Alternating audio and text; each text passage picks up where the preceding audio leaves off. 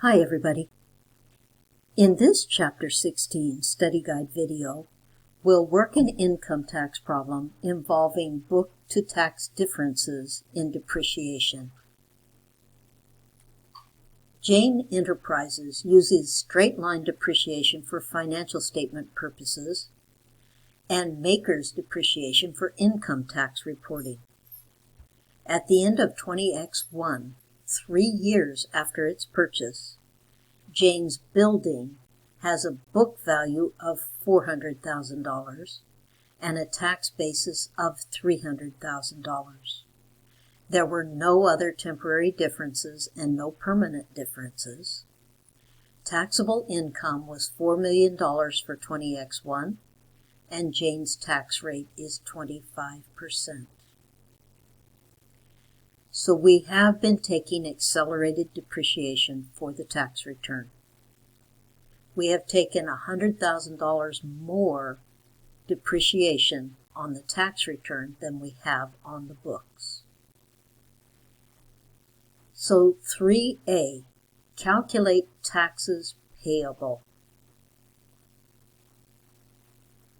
Hint, you know what taxable income is, and you know what the tax rate is. Big hint. $4 million of taxable income times 25% equals $1 million of income taxes payable. Number B, what is the deferred tax liability to be reported on the balance sheet? And remember that more depreciation has been taken on the tax return than on the financial statements, so this is a deferred tax liability. Calculate the amount.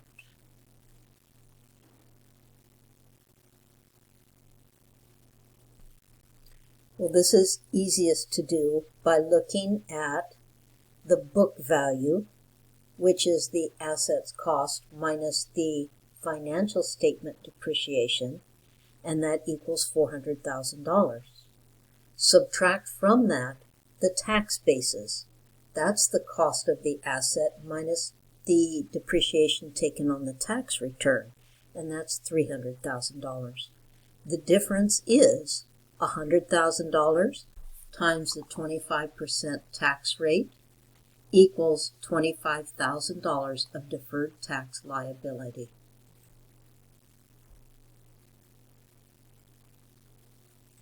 Number C, assuming that the deferred tax liability balance was $20,000 at the end of the prior year, calculate the amount necessary to move the beginning balance of $20,000 to its correct ending balance.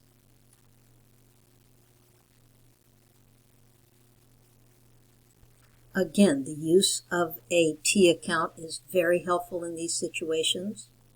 The deferred tax liability, it's given that it had a $20,000 balance at the end of the prior year.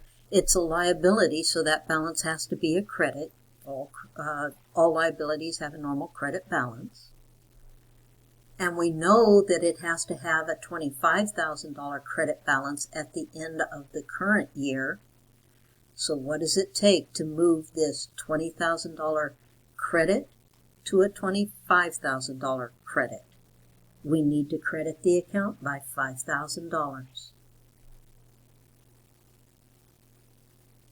Now we're in a position where we can calculate income tax expense.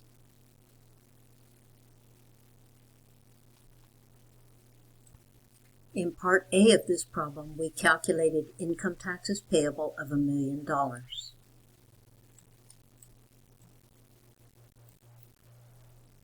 So a credit to income taxes payable of $1 million plus a $5,000 credit to deferred tax liability means that income tax expense must be $1,005,000. Now you have all the pieces necessary to calculate or to write the 20X1 provision for income taxes.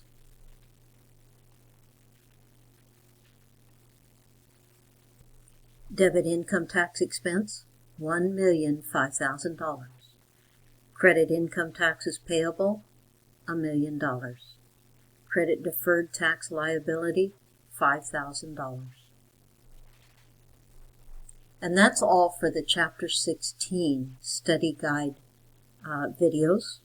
I'll see you next time for Chapter 17.